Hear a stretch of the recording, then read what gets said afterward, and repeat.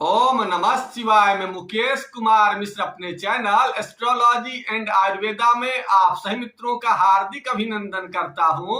और आज आप सभी मित्रों के समक्ष हम जो टॉपिक को लेकर के उस टॉपिक का नाम है काल सर्प दोष या योग। आज हम आप सभी मित्रों को काल सर्प की संपूर्ण जानकारी को देने के लिए आए हैं।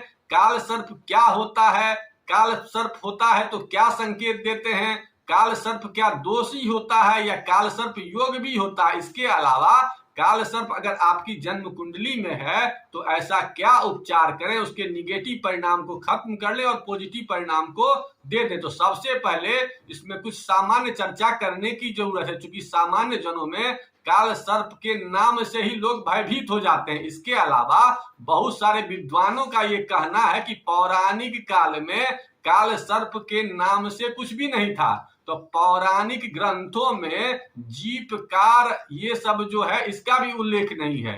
तो इसलिए पौराणिक काल में भी काल सर्प था और आज के समय में भी काल सर्प है। उस समय में उसका नाम दूसरा रहा होगा, लेकिन राहु और केतु के कारण ही काल सर्प दोष बनता है। इसलिए नाम पर नहीं जाना है, उसके कर्म पर जाना है। और काल सर्प केवल खराब ही परिणाम देता है, इसका किसी शास्त्र में कोई उल्लेख नहीं है। वर्तमान काल में भी अगर देखा जाए तो भारतवर्ष के बहुत सारे लोगों में काल सर्प है, लेकिन उसके बावजूद भी वो लोग अपनी जिंदगी की तमाम तरक्की को प्राप्त किए हैं। जिसके एग्जाम्पल आपके सचिन तेंदुलकर हैं, पंडित जवाहरलाल नेहरू हैं, इसके अलावा आपकी लता मंगेशकर है, और भी बहुत सारे लोग ऐसे हैं जिनके जन्म कुंडली में काल सर्प योग थे, दोष नहीं थे, लेकिन बहुत लोगों ने उन्हें दोष के नाम से ही काल सर्प को जानते हैं। इसलिए काल सर्प केवल दोष नहीं योग होता, इसकी आप लोग जानकारी ले लें। तो सबसे पहले काल सर्प दोष अगर होते हैं तो कैसे समझे कि काल सर्प है। तो सबसे पहले आप अपनी जन्म कुंडली का निरीक्षण कीजिए और जन्म कुंडली में देखिए कि आपके जन्म कुंडली में राहु और केतु के बाद अगर कोई ग्रह नहीं दिखते हो तो आप समझ जाएं कि आपके जन्म कुंडली में काल सर्प योग है। लेकिन इसमें भी एक शर्त है, राहु के साथ अगर कोई ग्रह बैठा हुआ हो और उसकी डिग्री अगर राहु से ज्यादा होगी तो काल सर्प नहीं होगा। केतु के साथ कोई ग्रह बैठा हुआ है, क्योंकि राहु और केतु सदैव अपने से सप्तम ही होते हैं।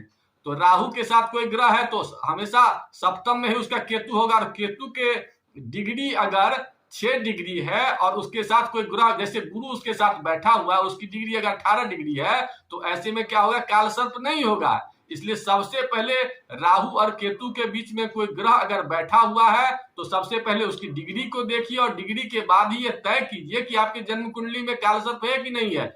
हमने देखा है कि जितने भी ज्यादा लोग तरक्की किए हैं उसमें से बहुत सारे लोगों में काल सर्प था, बहुत ऐसे कम लोग थे जिनको काल सर्प से नुकसान हुआ। इसलिए आपके जन्म कुंडली में काल सर्प योग है तो हम समझते हैं कि अच्छी बात है, आप में एक विशेष प्रकार के टैलेंट है और अचानक आपके भाग्योदय हो सकते हैं। इसलिए उसे डरने की जरूरत नहीं है, उसके लिए कुछ करने की जरूरत है। उसके अब यह बात करते हैं कि काल सर्प अगर हो तो हम लोग उसके लिए क्या कर सकते हैं। क्योंकि काल सर्प का जो संबंध होता है आपके राहु से होता है और केतु से होता है। राहु की महादशा 18 वर्ष की होती है और केतु की महादशा 7 वर्ष की होती है। तो जब भी आपके जन्म कुंडली में काल सर्प हो और राहु की दशा आवे तो आपको कुछ विशेष उपाय करने की जरूरत होती है। और केतु की भी दशा हो तो उस समय भी विशेष रूप से केतु की भी उपाय करने की जरूरत है। तो राहु और केतु के उपाय को अगर हम लोग कर लें तो काल सर्प के जो दुष्प्रभाव हैं वो शुभ प्रभाव में परिणत हो जाते हैं। इसके अलावा अगर आपकी जन्म कुंडली में कुल 12 प्रकार के काल सर्प होते हैं, जिसकी आगे हम चर्चा करेंगे, आगे अगले एपिसोड में चर्चा करेंगे। आज के एपिसोड में चूंकि बहुत बड़ा एपिसोड हो गया है तो इसकी विशेष चर्चा हम नहीं करेंगे। आगे चूंकि 12 प्रकार के काल सर्प योग होते हैं तो उसकी आगे कभी हम चर्चा कर देंगे। लेकिन आज हम सामान्य उपाय की बात करते हैं कि ऐसा क्या करें कि काल सर्प अगर आपके जन्म कुंडली में है तो उसका निराकरण हो। तो सबसे पहले आपको अपने साफ सफाई पर विशेष ध्यान देना है। अगर आपकी जन्म कुंडली में काल सर्प हो तो साफ सफाई का विशेष रूप से ध्यान कीजिए। अपने घर में मकरा के जाला को साफ कीजिए, इसके अलावा कूड़ा वगैरह को हटाइए।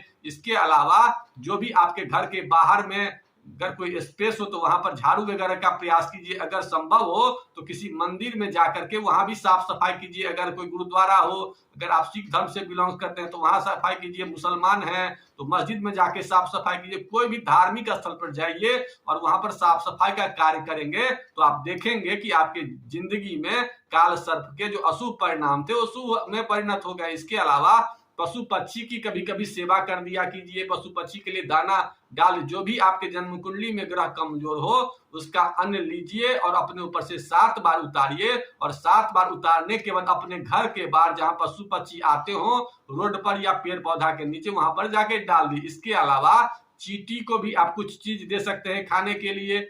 कोई चीज अन्न आपके पास होगा उसको पिसवा लीजिए, जैसे गेहूं है उसको पिसवा लीजिए और उसमें थोड़ा सा चीनी या गुड़ डाल दीजिए और उसको पेड़ पौधा के पास जाके डाल दीजिए जहां पर रहता है वो। इसके अलावा मकड़ा के जाला को साफ किया कीजिए। गायत्री मंत्र ज्यादा से ज्यादा पढ़िए और अपने घर में कभी कभी गौमूत्र का छिड़काव किया कीजिए, क्योंकि गौमूत्र का छिड़काव करने से क्या होता है कि काल सर्प के प्रभाव कम होते हैं। इसके अलावा धार्मिक कार्य ज्यादा किया कीजिए। कभी कभी जो है ना शंख वगैरह से माने पूजा वगैरह कर लीजिए, शंख में जल लेकर के और अपने घर में छिड़काव कर लीजिए। ये सब चीज अगर आप करेंगे तो बहुत जल्द आपके राहु के परिणाम अच्छे होंगे। इसके अलावा केतु अगर दशा चल रही हो और केतु अगर जन्म कुंडली में कमजोर है तो उसके लिए भी कुछ उपाय करने की जरूरत। सबसे पहले अपने भोजन का आखिरी हिस्सा कुत्ता के लिए निकाल लीजिए। जो भी आप भोजन करते हैं उसका अंतिम टुकड़ा कुत्ता को देने का प्रयास कीजिए। और दूसरा उपाय, अपने शरीर से कभी भी फटा कोई सामान संपर्क न करें, इसका विशेष रूप से ध्यान दीजिए। और धार्मिक, चूंकि केतु ग्रह भी धर्म का है तो धार्मिक ज्यादा बनने का प्रयास कीजिए और अपने ननिहाल पक्ष से विशेष रूप से संपर्क में रहा कीजिए। और जो लोग राहु से पीड़ित हैं, राहु बहुत कमजोर है उनकी कुंडली में, उस पर और भी पाप प्रभाव है, मंगल का प्रभाव है, शनि का प्रभाव है और जन्म कुंडली में शनि कमजोर हो, ऐसे में उन लोगों को ससुराल से विशेष मधुर संबंध बना के रखने का प्रयास करने। अगर ये सब उपाय आप करेंगे तो काल सर्प के जो अशुभ परिणाम थे वो शुभ परिणाम में परिणत हो जाएंगे। इसलिए ग्रह से डरने की जरूरत नहीं है, उसके हिसाब से अपने स्वभाव को बदलने की जरूरत। हमने अपने जिंदगी में देखा है कि जो लोग को भी काल सर्प था और हमने जो उपाय बताए वो लोग किए, उपाय करने के बाद उनके जिंदगी में एक विशेष प्रकार की उपलब्धि हुई। अतः आप लोग भी इन उपायों को करें और उपायों को करने के बाद अपनी जिंदगी में बदलाव देखें और बदलाव जब दिखे तो हमें फोन के माध्यम से सूचित करें। और संभव हो अगर आपकी आर्थिक स्थिति अच्छी हो तो हमारी दक्षिणा हमारे नीचे जो पेटीएम नंबर दिया रहता है उस पर डालने का प्रयास करें। इन्हीं बातों के साथ आज के एपिसोड को यही समाप्त करते हैं। आप लोगों ने वीडियो देखा, वीडियो अगर अच्छा लगा तो लाइक करिए और किसी प्रकार की शिकायत दिखे तो उसे कमेंट में लिखिए, मैं उस शिकायत को दूर करने की कोशिश करूंगा। इन्हीं बातों के साथ आज के एपिसोड को यही समाप्त करते हैं। ओम नमः शिवाय।